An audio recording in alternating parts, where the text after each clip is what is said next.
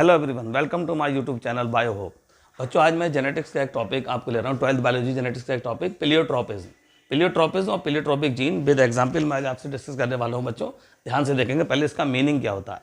ये जो वर्ड प्लियोट्रोपिज्म लिखा हुआ है, इसका ये वर्ड दो वर्ड से मिलकर बना है। एक्चुअली प्लियोट्रोपी वर्ड जो है वो दो वर्ड से मिलकर लिया गया है। एक वर्ड होता है पिलियो, ये देखिए यहाँ पर पिलियो मीन्स होता है मैनी, ठीक है। और एक वर्ड होता है ट्रॉपिक मतलब होता है अफेक्टिंग, ठीक है। तो इसको हम डेफिनेशन ये लिख सकते हैं, when a single gene affecting multiple traits, जब एक सिंगल जीन कई ट्रेट्स को, कई कैरेक्टर को अफेक्ट करे, ठीक है। किसके अंदर? किसी भी लिविंग ऑर्गेनिज्म के अंदर। This process called pleiotropy. कोई पूछे व्हाट इज प्लियोट्रोपी, तो सीधी definition, when a single gene affecting multiple traits, जब एक जीन मल्टीपल ट्रेट्स को, कई ट्रेट्स को अफेक्ट डाल रहा है, उस प्रोसेस को हम प्लियोट्रोपी कहेंगे। ये टर्म दिया किसने? तो ये लिखा है, the term pleiotropy is given by ये ग्रेगर जॉन मेंडल जिन्होंने सबसे पहले प्लियोट्रोपिज्म वर्ड दिया था। और ये एक ऐसी प्रोसेस है जिसमें सिंगल जीन मल्टीपल ट्रेट्स को अफेक्ट कर रहा है। ओके, यहाँ सिंगल जीन मल्टीपल ट्रेट्स को अफेक्ट कर रहा है। अभी हमने जो पिछली वीडियो डाली थी पॉलीजेनिक इनहेरिटेंस की, वहाँ अलग था। वहाँ एक कैरेक्टर को मैनी जीन्स अफेक्ट कंट्रोल कर रहे थे। ध्यान करें, one character control by many gene, that is called polygenic inheritance. और यहाँ अलग है, ये प्लियोट्रोपिज्म है। यहाँ single gene affecting the multiple traits, उसका अपोजिट है। ओके बेटा, वो वीडियो आप देख सकते हैं, पिछला वीडियो में अपलोड कर चुका हूँ, मेरे चैनल पे आप देख लेना। ये देखा बेटा, प्लियोट्रोपिक जीन क्या है, ये तो डेफिनेशन मैंने प्लियोट्रोपी की बता दी आपको क्या होता है। अब बात आती है प्लियोट्रोपिक जीन क्या होता है।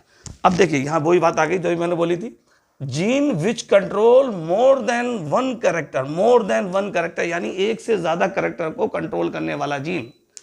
ये लिखा देखिए, gene which control more than one character, अगर कोई जीन एक से ज्यादा कैरेक्टर को कंट्रोल कर रहा है, that is called pleiotropic gene. उसको हम क्या बोलेंगे बेटा?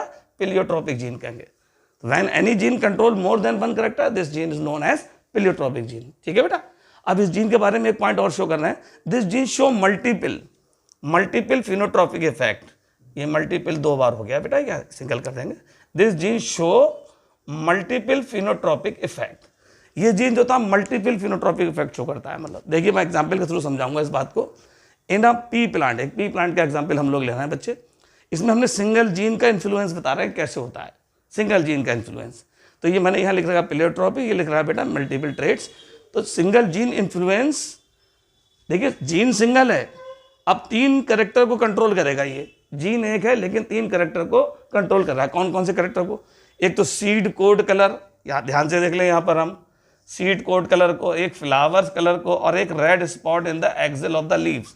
लीफ के एक्सेल में एक रेड स्पॉट होता है, उसको भी कंट्रोल करता है, ठीक। तो when a single gene influence seed coat colour, flower colours and red spot in the axil of the leaf, leaf के एक्सेल में जो रेड स्पॉट होता है उन तीनों कैरेक्टर को कंट्रोल कर रहा है। तो ये पी प्लांट के अंदर देखा गया, मटर के पौधे में सिंगल जीन का इन्फ्लुएंस दिखाया गया है, जिसमें सिंगल जीन है जो तीन कैरेक्टर को, जैसे सीड कोड कलर को, फ्लावर के कलर को, red spot in the axil of the leaves, इन सबको कंट्रोल कर रहा है। तो यही तो डेफिनेशन थी, single gene control more than one character.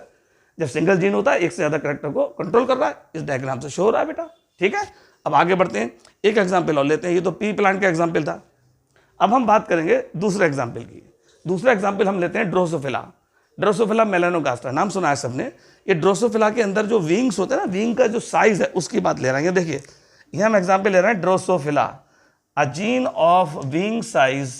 जो विंग साइज का, उसके जो विंग्स होते हैं ड्रोसोफिला मक्खी के, उन विंग के साइज को जो इन्फ्लुएंस कर रहा है, ठीक है, वो कौन कौन से कैरेक्टर्स को, उसके अलावा और कौन कौन से कैरेक्टर को इन्फ्लुएंस करता है वो देख लें। In drosophila a gene of wing size also influence the some other character, मतलब विंग साइज के कैरेक्टर को तो कंट्रोल करेगा, इसके साथ साथ वो और भी कैरेक्टर को इन्फ्लुएंस कर रहा है। कौन कौन से कैरेक्टर? जैसे स्ट्रक्चर ऑफ रिप्रोडक्टिव ऑर्गन्स को भी इन्फ्लुएंस करेगा, लॉन्गेविटी को इन्फ्लुएंस करेगा, बेरसेल्स को इन्फ्लुएंस करेगा, और रिडक्शन इन एग प्रोडक्शन।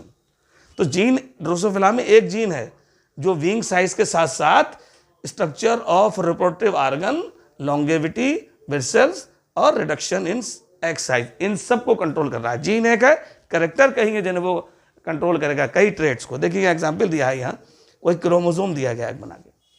ये क्रोमोसोम में क्रोमेटिड्स होते हैं, आप जानते हैं। ये क्रोमोसोम की जो आर्म्स होती हैं उनको हम क्रोमेटिड्स कहते हैं, ठीक।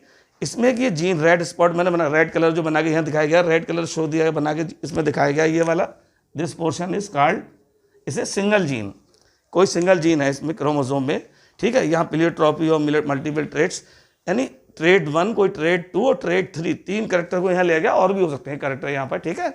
तो यहाँ क्रोमेटिड्स में, ड्रोसोफिला के क्रोमेटिड्स में क्रोमोसोम के सिंगल जीन ट्रेट्स ए, ट्रेट्स बी और ट्रेट सी, कोई 3 कैरेक्टर है, उनको कंट्रोल कर रहा है, ठीक है। उनको, उनके लिए ये यहाँ पे काम कर रहा है, तो ये ध्यान रखें, इनको कंट्रोल करेगा। तो सिंगल जीन कंट्रोल ट्रेट्स ए, ट्रेट्स बी, ट्रेट सी, इन सबको कंट्रोल करेगा। तो ये मैंने पी प्लांट के बारे में आपको बताया, 3 कैरेक्टर को कंट्रोल कर रहा है। यहाँ ड्रोसोफिला में बताया एक जीन है और कई ट्रेट्स को कंट्रोल कर रहा है। 2 एग्जाम्पल हो गए, एक तो पी प्लांट का, दूसरा ड्रोसोफिला का। एक इंपॉर्टेंट पॉइंट है जो मैंने नोट करा दी, रेड कलर से आप देख सकते हैं यहाँ। ऐसा ज़रूरी नहीं है कि जितने भी ट्रेट्स हैं, कोई अगर आपसे पूछे कि ये सारे ट्रेट्स का एक साथ जाते हैं या थोड़ा ज़्यादा, कोई ट्रेट थोड़ा ज़्यादा या कोई ट्रेट थोड़ा कम आगे ट्रांसफ़र होता है, पास होता है, तो ये मैंने इसीलिए लिखा है ये point. It is not essential that all traits are equally influence. ऐसा ज़रूरी नहीं है सारे के सारे ट्रेट जितने हैं सब इक्वली एक बराबर अगली जनरेशन में जाएंगे या अगली नेक्स्ट जनरेशन में पास आउट होंगे। तो कोई ट्रेट थोड़ा ज़्यादा, कोई थोड़ा कम, कोई थोड़ा और कम, तो ऐसे आगे पीछे हो सकता है, ठीक है। तो ट्रेट्स ज़रूरी नहीं है सारे के सारे इक्वली इन्फ्लुएंस होंगे, ऐसा ज़रूरी नहीं होता, ठीक है। ये मैंने नोट करवा दिया। एक एग्जाम्पल यहाँ मैंने और दिया है, हाँ, तो आप देखेंगे मार्फन सिंड्रोम भी इसका एक एग्जाम्पल होता है। ये मार्फन सिंड्रोम क्या होता है, इसमें ये भी एक जेनेटिक इनहेरिटेड डिजीज़ है। इसमें क्या होता है, किसी बंदे का चेहरा लंबा हो जाता है, पतला चेहरा और लंबा चेहरा हो जाता है। ये उंगलियां जो फिंगर्स हैं और थंब हैं, ठीक है, आर्म्स हैं, लेग्स हैं, ये पूरे शरीर की तुलना में, दूसरी बॉडी की तुलना में थोड़ी ज़्यादा लंबी हो जाती हैं। इंसान थोड़ा टॉल होता है, पतला होता है, ठीक है। ये इसके कैरेक्टर है मार्फन सिंड्रोम के, ठीक। एक एग्जाम्पल और हमारी एनसीईआरटी में दिया होता है, star synthesis in P plant. इसको डिस्कस करने के लिए 3 एग्जाम्पल हो जाएंगे। यहाँ देखिए, एक पी प्लांट का, एक ड्रोसोफिला का, एक मैंने मार्फन का एग्जाम्पल दे दिया। और ये एनसीईआरटी में ये भी मेंशन बेटा, star synthesis in P. P के अंदर भी देखिए, ये किसको कंट्रोल कर, it control the size of the seeds, it control the amount of the starch. 2 character लिए गए यहाँ पर, एक तो सीड का साइज और दूसरा कैरेक्टर कौन सा, अमाउंट ऑफ स्टार्च। तो ये देखिए 2 अलग अलग मैंने सीड लिए हैं। कैपिटल बी से शो किया है यहाँ पर मैंने लार्ज सीड, यानी ये सीड साइज में बड़े हैं, और मोर स्टार्च। जब सीड साइज में बड़ा है तो स्टार्च भी उसमें ज़्यादा होगा, जाहिर सी बात है। ये स्मॉल बी एक कैरेक्टर मैंने लिया है, ये स्मॉल सीड्स हैं और इसमें लेस स्टार्च है। जब सीड का साइज ही छोटा है तो स्टार्च भी उसमें कम होगा। यहाँ सीड का साइज बड़ा है, लार्ज है, तो उसमें स्टार्च भी ज़्यादा होगा। तो 2 कैटेगरी हो गई, एक तो लार्ज सीड मोर स्टार्च और दूसरी स्मॉल सीड लेस स्टार्च, ठीक। तो कैपिटल बी भी था, इसको हमने ये गैमीट्स इसके डिस्कस कर लिए, दीज आर द गैमीट्स कह सकते हैं इनको हम। ये हमने इसके गैमीट बना लिए, क्रॉस कराया है बेटा ये हमने एक।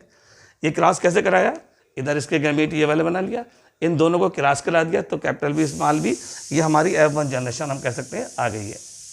F1 जनरेशन में यहाँ ये देखा गया है, ये दोनों अगर ये डोमिनेंट है मान लो, तो यहाँ पे हमें लार्ज सीड और मोर स्टार्च वाले डेवलप होना चाहिए थे, लेकिन ऐसा नहीं होता ना। ये यहाँ के और इन दोनों large seed more starch and small seed और लेस स्टार्च वालों को जब क्रॉस कराया गया तो F1 जनरेशन में हमें इंटरमीडिएट साइज मिला, ना तो लॉन्ग सीड मोर स्टार्च वाले सीड मिले, ना ही स्मॉल सीड लेस स्टार्च वाले मिले। इन दोनों के बीच का कैरेक्टर एक डेवलप हुआ जिसको हमने इंटरमीडिएट साइज कहा है। अब it is also the example of incomplete dominance, क्योंकि उसमें भी इंटरमीडिएट कलर आता है। आपको ध्यान होगा जब red and white flower colour cross कराते थे तो उसमें पिंक कलर के फ्लावर डेवलप होते थे इनकम्प्लीट डोमिनेंस में। तो ये भी एक एग्जाम्पल इनकम्प्लीट डोमिनेंस का मैंने शो कर दिया। Synthesis of the starch P, it is also example of the incomplete dominance. तो ध्यान रखना है इसमें सिंथेसिस स्टार्च वाले में, जब जब लार्ज सीड मोर स्टार्च वाले का cross small seed less starch वाले सीड से कराएंगे तो हमको यहाँ इंटरमीडिएट साइज मिलने वाला है, यानी इन दोनों के बीच की स्टेज आने वाली है F1 जनरेशन में। और ये एक इनकम्प्लीट डोमिनेंस का भी एग्जाम्पल है।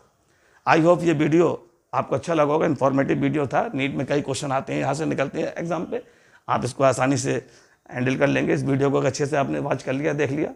अब मैं चाहूँगा कि आप इस वीडियो को हमारे पूरा देखा करें। हम इस वीडियो को आपके लिए अच्छे से तैयार करते हैं, काफ़ी अच्छा कंटेंट इसमें डालते हैं, ठीक है। तो जिन लोगों को बेटा मेरा वीडियो पसंद आ रहा है, मेरे वीडियो को लाइक करिए, मेरे चैनल को सब्सक्राइब कीजिए और बेल आइकन का बटन दबाइए। जय हिंद।